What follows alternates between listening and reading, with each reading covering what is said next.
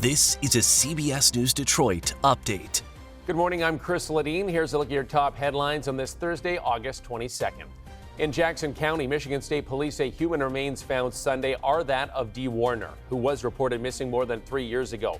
Her remains were found on her husband Dale Warner's property. The Jackson County medical examiner has ruled her death a homicide. Last year, Dale was arrested and charged with open murder and evidence tampering. He has denied any involvement in her disappearance.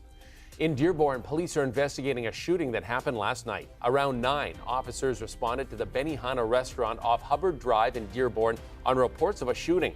According to police, 2 victims were shot but are expected to be okay. Officials believe the shooting was not a random act. So far, no suspects have been taken into custody. If anyone has information, you're asked to contact Dearborn Police. Michigan Attorney General Dana Nessel is once again pushing back against a proposed DTE rate hike. She says the energy company spends lavishly on corporate jets for its executives, and they're trying to pass that cost on to customers.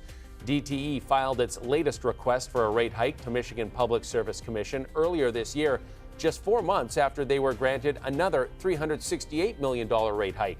Nessel says DTE officials inflated the costs associated with running the utility by spending money on things like corporate jet travel to the tune of almost $250,000 in 2022 alone. An additional rate hike would mean a 10% increase on customers' bills. In a statement, DTE tells us it relies on limited corporate air travel for business-required needs. There's a case of Mpox in Wayne County. It's the first since a global outbreak began in 2022. According to county public health officials, the risk to the public is low as the virus does not spread easily. The CDC says it's primarily sexually transmitted. Officials say people at risk who are not vaccinated are urged to get the vaccine. And while the World Health Organization has declared the virus a public health emergency, they say basic public health measures can stop the spread. Right now, let's check in with Troy for our next weather Thursday morning forecast. Good morning, Troy. Good morning, Chris. Getting closer to the end of the week and the weekend, and we have some more beautiful weather to enjoy today with lots of sunshine, warming to a high of 78. So getting closer and closer to 80 degrees, which our average is closer to 80 in the low 80s and mid 80s for many spots. Today, no rain chances in the forecast and still mild if you're making some evening plans.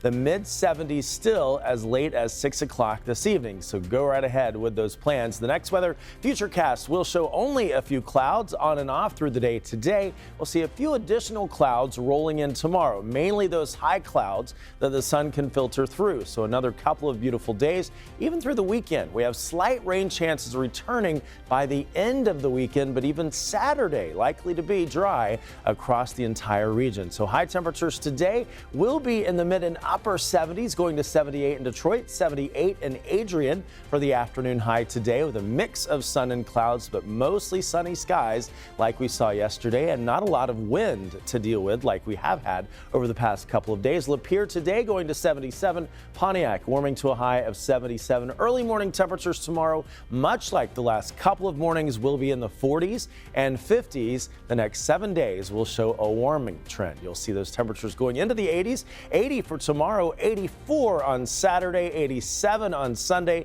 staying in the upper 80s for most of next week, with rain chances going to 20% for Sunday, and for Monday, then 30%, Chris, on Tuesday. Back to you.